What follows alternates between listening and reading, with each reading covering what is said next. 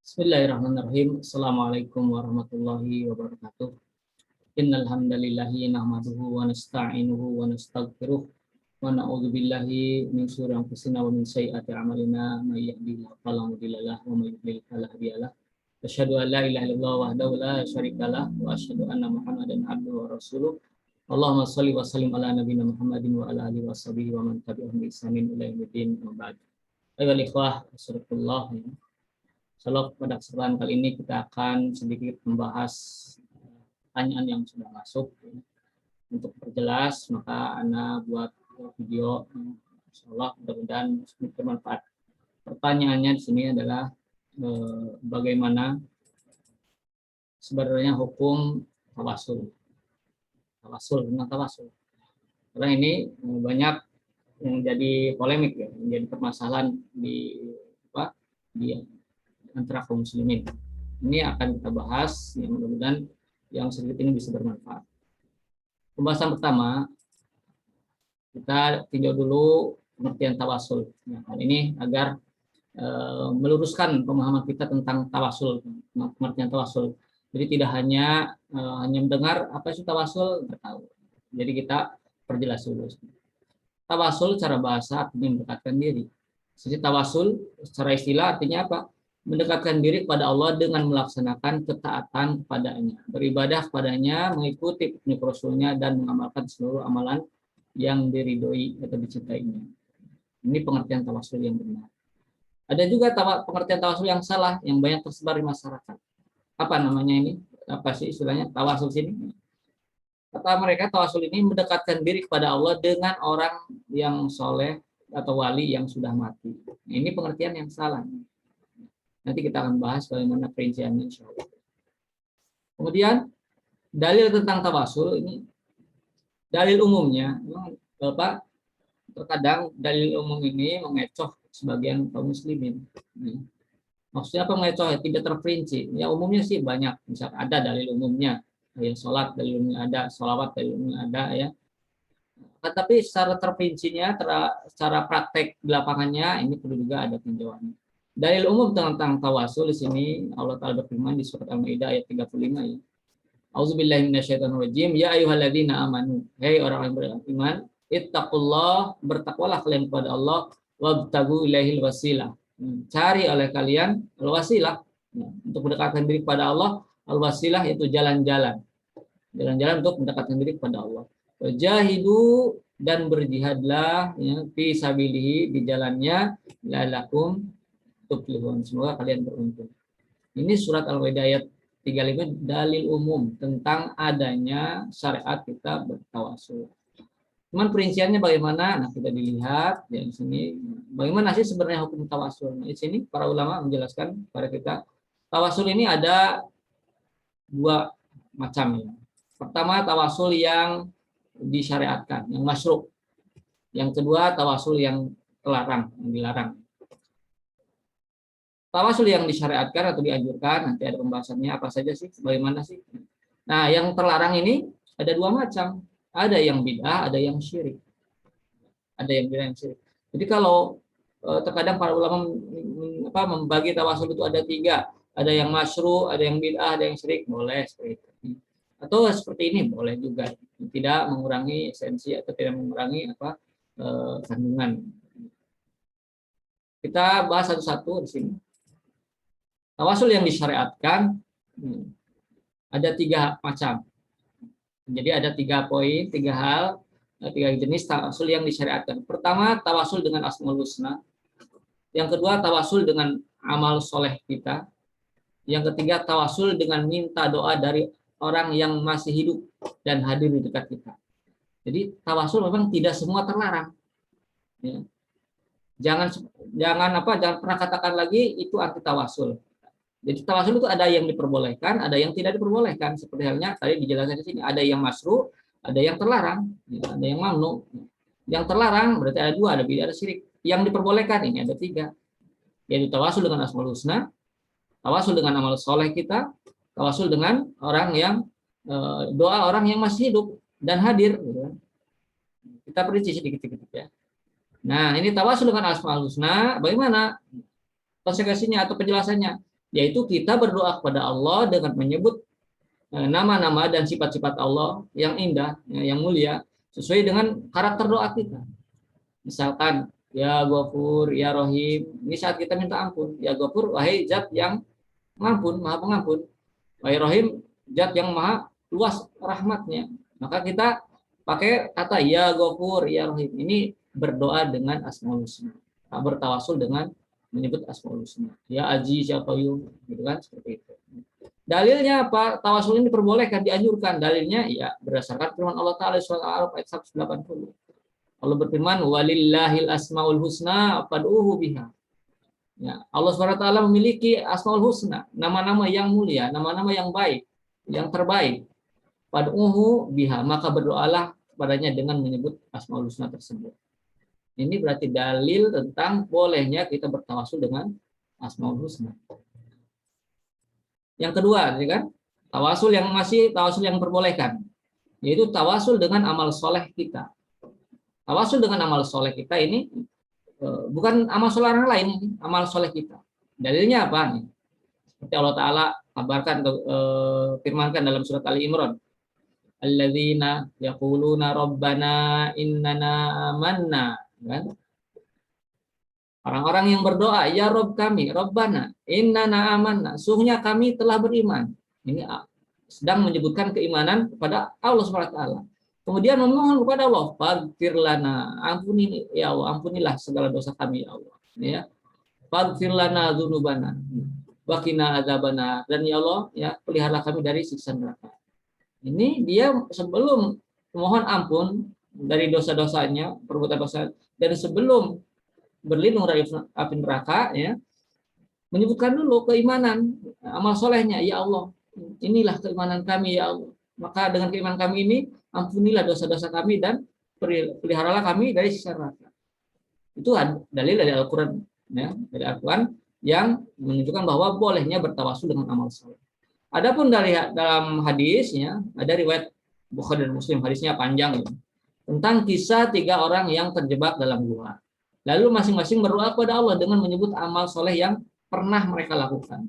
Sehingga Allah Ta'ala menyelamatkannya, yaitu batu yang menutup pintu gua tersebut, ya, terbuka atas izin Allah. Ini hadisnya panjang. Intinya ada dalil yang menunjukkan bahwa bolehnya bertawasul dengan amal soleh. Jadi menyebutkan amal soleh yang pernah kita lakukan, kemudian memohon doa kepada Allah Subhanahu Wa Ta'ala. Yang ketiga, tawasul dengan minta doa dari orang yang masih hidup. Ingat, bukan orang yang sudah mati, bukan. Tapi ini doa dari orang yang masih hidup dan hadir di dekat kita. Dalilnya apa? Nah, dalil yang pertama contohnya nih.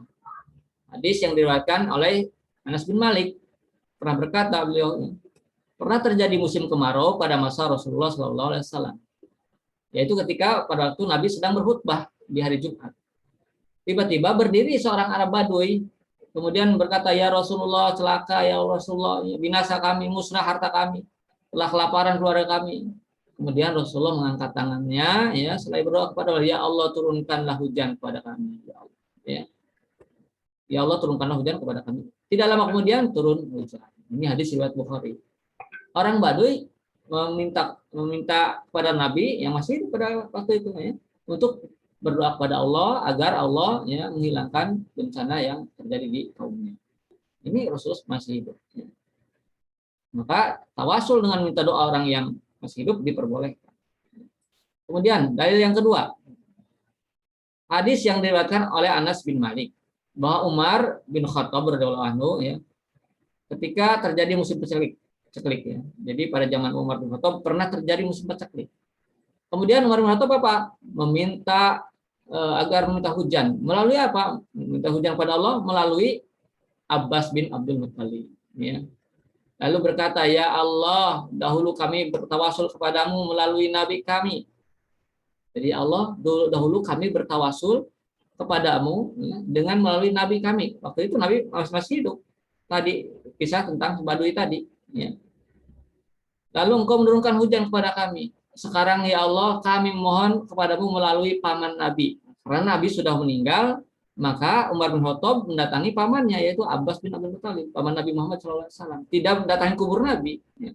Tidak mendatangi Nabi yang sudah wafat dalam kuburnya.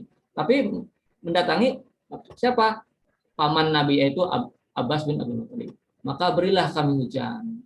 Ya, kemudian Anas bin Malik berkata, lalu mereka pun diberi hujan.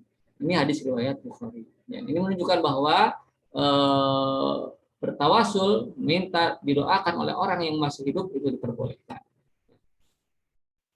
Bahkan Rasulullah sendiri dalam hadis tentang doa setelah adzan, ya, doa setelah mendengar adzan. Jadi Rasulullah pernah bersabda, "Idza sami'tum muadzin," ya, ketika kalian mendengar adzan, ya, muadzin memandang adzan, waqulu misla yaqul, maka katakanlah apa yang dikatakan oleh muadzin itu. Jadi kita jawab apa yang dikatakan oleh muadzin. Tsumma shallu alayya, kemudian bersolawatlah. Jadi setelah adzan usai, bersolawatlah pada Nabi, kata Nabi. Fa innahu man shalla alayya salatan, ya, sallallahu alaihi biha asran. Karena sungguhnya, ya, barang siapa yang bersolawat satu kali kepadaku, maka Allah akan bersolawat kepadanya 110 kali. Tsumma salullaha azza wa jalla liyal wasilah. Kata Nabi ini, kemudian mohonkanlah wasilah, mohonkanlah kepada Allah Subhanahu wa taala, ya, liya untukku al wasilah, wasilah. Ini Nabi, ya, memohon, memintakan supaya kita memohonkan wasilah, ya, untuknya kepada Allah taala. Fa innaha manzilatun fil jannah. Karena wasilah itu adalah kedudukan di dalam surga, ya. La tabtagi illa li abillahi taala. Ya. Tidak layak bagi seorang kecuali bagi seorang hamba saja, ya, dari hamba-hamba Allah, ya. Wa arju, kata Nabi, dan saya berharap an akuna ana huwa. Saya berharap yang mendapatkan wasilah tersebut saya, kata Nabi, ya. Itu wasilah untukku. Maka kata Nabi, paman sa'alallahu liyal wasilah, ya, barang siapa yang memohonkan wasilah untukku, ya, halat alaihi syafa'a, maka dihalalkan syafaatku baginya. Hadis riwayat Muslim. Ini menunjukkan bahwa bolehnya kita bertawasul, ya, meminta didoakan oleh orang yang masih hidup, ya, yang masih hidup, apa yang ada di hadapan kita, yang masih hidup, ya. Bukan yang sedang mati, orang yang telah mati. Kemudian doa yang dimaksud tadi, Allahumma rabb hadhihi da'wati tammah wa salatil qa'imah ati Muhammadan al wasilata wal fadilah wa ba'su maqama mahmudal ladzi wa'ata. Hadis riwayat Bukhari. Jadi sampai sini, ya. Allahumma rabb hadhihi da'wati tammah, ya Allah, pemilik panggilan ini, pemilik ajaran yang sempurna ini, ya. Wa salatul qa'imah, dan salat yang didirikan, ati Muhammadan, berikanlah kepada Nabi Muhammad. Apa? Al wasilah, wasilah tadi, kedudukan di surga, ya. Wal fadilah, dan juga keutamaan kepada Nabi Muhammad. Wab'athu maqama mahmudal ladzi wa'ata, dan berikanlah, bangkitkanlah dia, beliau, sehingga dia mendapati maqama mahmudah, ya, tempat yang terpuji yang kau telah janjikan. Sampai sini. Adapun tambahan la yuflitul mi'ad atau yang lainnya ini, ya, dhaif para ulama, kata Syekh Nasruddin Al-Albani. Itu yang tawasul yang diperbolehkan. Jadi ada 3 tawasul yang diperbolehkan, ya. Kita ingat, tawasul dengan amal asmaul husna, tawasul dengan amal menyebutkan amal soleh kita, dan tawasul dengan orang yang masih hidup. Adapun tawasul yang terlarang di sini ada 2, ya. Ada yang bid'ah hukumnya, ada yang syirik. Ada yang bid'ah bagaimana? Ya. Di sini yang bid'ah adalah tawasul dengan kedudukan Nabi Muhammad SAW, dengan kedudukan Nabi Muhammad SAW atau kedudukan selain Nabi Muhammad. Anggap bukan wali atau bukan yang lain. Ini tawasul yang bid'ah. Penjelasan di sini. Adapun ada subhat atau ada yang dipakai hujahnya. Ini hadirnya apa? Bukan hadis sebenarnya. Ini berbunyi hadis yang tidak jelas asal usulnya. La aslalahu, berarti tidak jelas asal usulnya. Idza sa'altumullah fas'aluhu bijahi fa inna jahi indallahi azim. Jika kalian hendak memohon kepada Allah, maka mohonlah kepadanya dengan kedudukanku, karena kedudukanku di sisi Allah adalah agung. Dalam Majmu' Fatwanya, Ibnu Taimiyah menjelaskan hadis ini batil, tidak jelas asal usulnya, la aslalahu, tidak jelas. Tidak terdapat sama sekali dalam kitab-kitab hadis yang menjadi rujukan, ya, baik itu Sita atau Bukhari atau yang lainnya. Tidak juga seorang ulama pun yang menyebutkan sebagai hadis. Jika tidak ada satu pun dalam dalil yang sahih tentangnya, maka itu berarti tidak boleh. Sebab setiap ibadah tidak dilakukan kecuali berdasarkan dalil yang sahih dan jelas. Jadi bertawasul dengan kedudukan Nabi ini nggak boleh, atau kedudukan orang soleh nggak boleh. Seperti misalkan yang masyhur ilahi tawasalna bijahi Muhammadin, seperti itu kan. Kami ya Allah, ilahi kan, tawasalna kami bertawasul bijahi dengan Muhammad, bijahi Muhammadin dengan kedudukan Muhammad. Ini tawasul yang bid'ah, yang tidak pernah Rasulullah dan para sahabatnya lakukan. Kemudian lanjutkan. Jadi tawasul yang bid'ah tadi. Adapun tawasul yang syirik, tawasul dengan meminta doa kepada orang mati.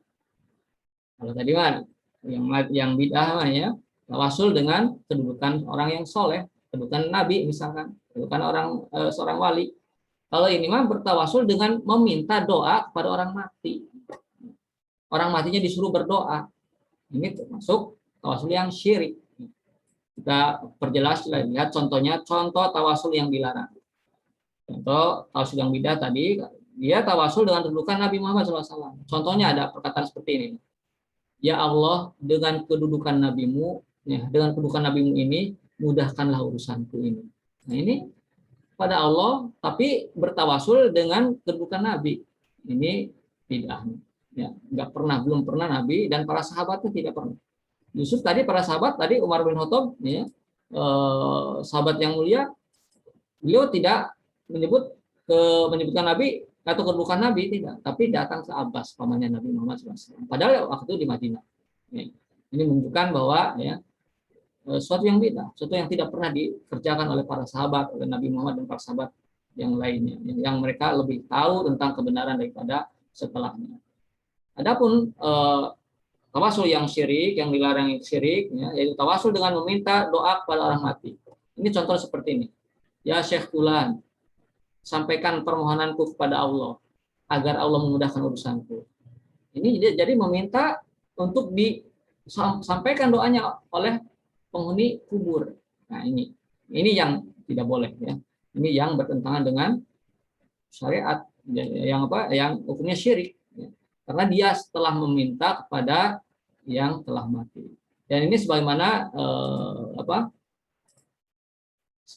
di kemarin ya, disampaikan ya di Nawaqidul Islam. Ya. Ketika seorang menjadikan perantara antara dia dengan Allah, dia memohon pada perantara tersebut. Nah ini memohon kepada perantara tersebut, ya Syekh Fulan, ya Syekh Abdul Qadir Jailani misalkan, atau ya Syekh Badawi dan yang lainnya, ya mudahkanlah urusanku. Nah ini ya berarti meminta kepada para wali yang sudah meninggal, dan ini hukumnya syirik, dan ini syirik akbar, bisa mengeluarkan seorang dari Islam. Jadi harus kita bedakan mana yang bid'ah, mana yang syirik, mana yang masyru', yang syariat. Ya. Yang bid'ah seperti ini, yang syirik seperti ini, dan syirik lebih berbahaya ya, daripada yang bid'ah. Ini rujukannya ya. Tadi dari pembahasan ini saya ambilkan dari kitab Syarah Aqidah Ahlussunnah wal Jamaah yang ditulis oleh Syekh Hajid bin Abdul Jawad. Penerbitnya Pustaka Syafi'i dan Al-Manhaj, Rumaisa.com, dan dari beberapa kajian yang lainnya. Ya, demikian pembahasan ini ya, mudah-mudahan bermanfaat dan bisa menjadi jawaban bagi penanya. Wallahu ta'ala subhanallahi wa bihamdihi, Assalamualaikum warahmatullahi wabarakatuh.